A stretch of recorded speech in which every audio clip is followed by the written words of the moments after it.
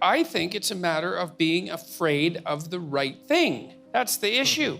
I decided a long time ago, partly from reading Solzhenitsyn, that I was going to try to be very careful with my words, and I was only going to say things that I thought, well, to begin with, weren't lies, let's say. I was going to try to formulate my thoughts truthfully. And the reason I decided that was because I thought that the opposite was hellishly dangerous. And I really believe that. I truly believe that. If I say things and I think they're true and they get me in trouble, then I think that's not as much trouble as I would have got into if I would have said something that wasn't true. Like, it might be more trouble right now. Who knows, right? Because you don't know how these things are going to turn out. I had this interview, most of you know about it, with Kathy Newman from Channel 4, right? And that was a pretty strange experience. So what you're saying is it was a great interview. Yeah, exactly. And, you know, she was pretty professional when we went to the studio, like someone like that is professional, kind of hard surface and glossy and media presentable, you know, the TV turns you into that. And she was perfectly polite in a professional way until the camera went on, and then she went after me. And then the whole interview went the way it went, and I had like 20 interviews that day.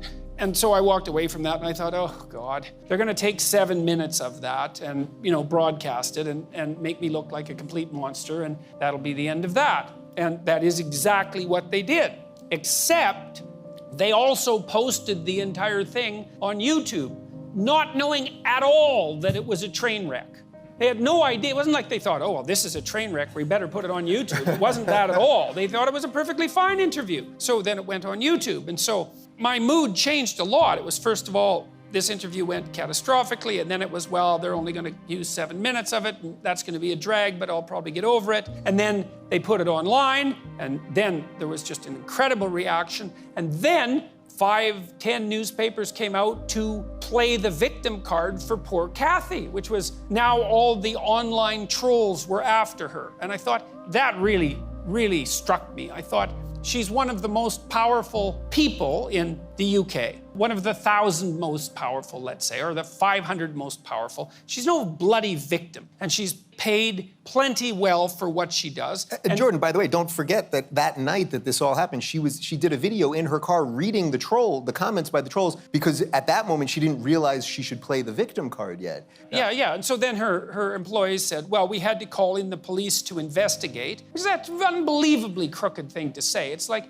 anybody can call in the damn police to investigate anything. Well, what constitutes a credible threat? There are ways of assessing credible threats. You know, they have to be direct and detailed. That's how you assess suicidality, for example.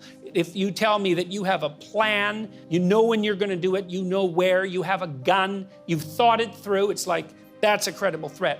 Sometimes I wish I wasn't here, that's not a credible threat. And you see the same sort of thing online. Well, then 10 newspapers played the victim card that poor Kathy was being trolled by like 1 million trolls. Who knew there were that many trolls, but apparently they were. And then I thought, well, God, the whole thing's gonna go sideways again, because I'm gonna come out of this as the villain who called forth, you know, the alt-right armada to take down poor, innocent Kathy Newman. And so it looked like it was gonna shift that way for about 4 days. And then that didn't work. There was a couple of other interviews that started to push back that narrative, and then it switched back to my side. But look, I'm making a point with this, is when I do an interview, like this interview, I follow this rule in my book. Let's say I think 8. It's 8. I think it is 8. All right. We've been doing this for a while. Sorry, it's 7. Oh, do what is meaningful, not what is expedient. Okay, so I come to an event like this, and I have an opportunity to say things, and I don't come in here and think, okay, here's a bunch of things I want to convince you of.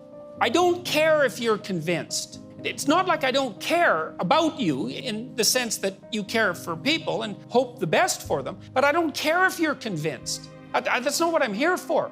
What I'm here for is to hear the questions and try to figure out what I think about them, and then to say that, and then to see what happens. Who the hell knows what's going to happen?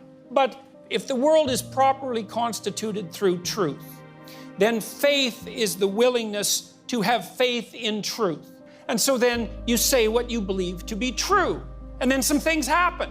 Sometimes they're not so good, which is why people often lie. You know, you tell the truth, you get in trouble for it. Every kid knows that. It's like, well, why'd you lie? Because I thought I'd get in trouble, obviously. It's like, well, that's not a good long-term strategy. You say what you believe to be the truth, and then you have the faith that no matter what happens, if you've said what you believe to be truth, whatever happens is the best thing that could have happened. And I believe that. I think that's how the world's constituted. And so it's not bravery, exactly. I would say it's more like faith. It's like, I'm going to say what I think. I'm going to try to do that as carefully as I possibly can. And I'm going to detach myself from the outcome. Because sometimes the outcome's terrible. I'm at McMaster University or Queen's, and there's like a bloody mob of zombies pounding on the window. You know, it's a little slice of hell. You think, this doesn't seem to be a very good idea. But the tide turns 2 or 3 times in the next 3 weeks, and something comes out of it. And if you're going to have faith in truth, it can't just be,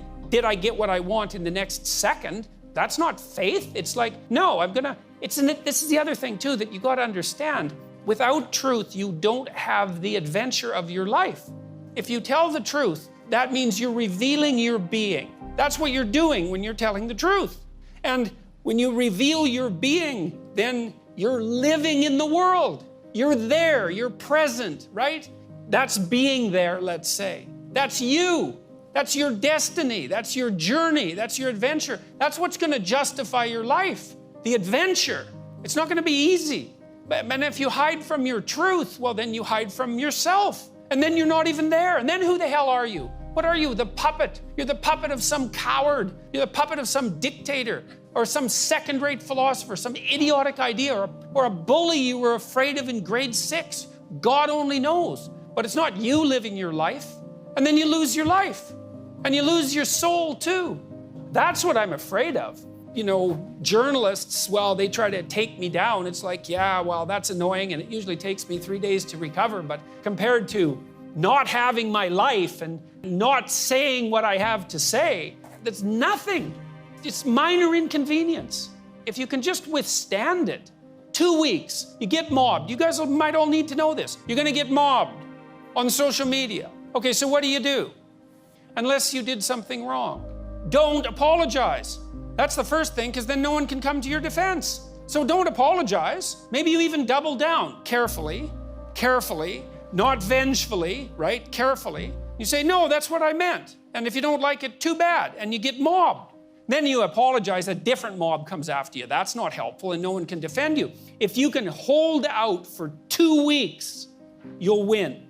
Now, it's a pretty brutal 2 weeks, because, you know, if you're a reasonable person and 100 angry neighbors show up at your door with pitchforks, you might be thinking there's something wrong with you, you know, like you think that unless you're psychopathic. And you think, well, maybe I made a mistake. And it's easy to waver and to back down. And maybe you're also afraid. But, you know, if you scoured your conscience and you're careful and you said what you had to say, then leave it lie.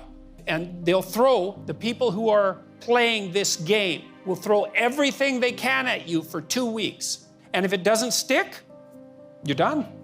And then the next time they try it, it doesn't work as well as it did the first time. And by the 50th time they try it, like as far as I can tell, carefully, the people who have enmity for me are out of ammunition.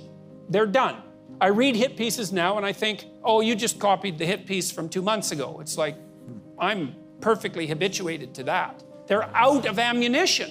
And maybe someone creative could still come up with some more ammunition. Maybe that'll happen at the Q&A. But it's not bravery, man. It's faith in the redeeming power of truth, and that's different.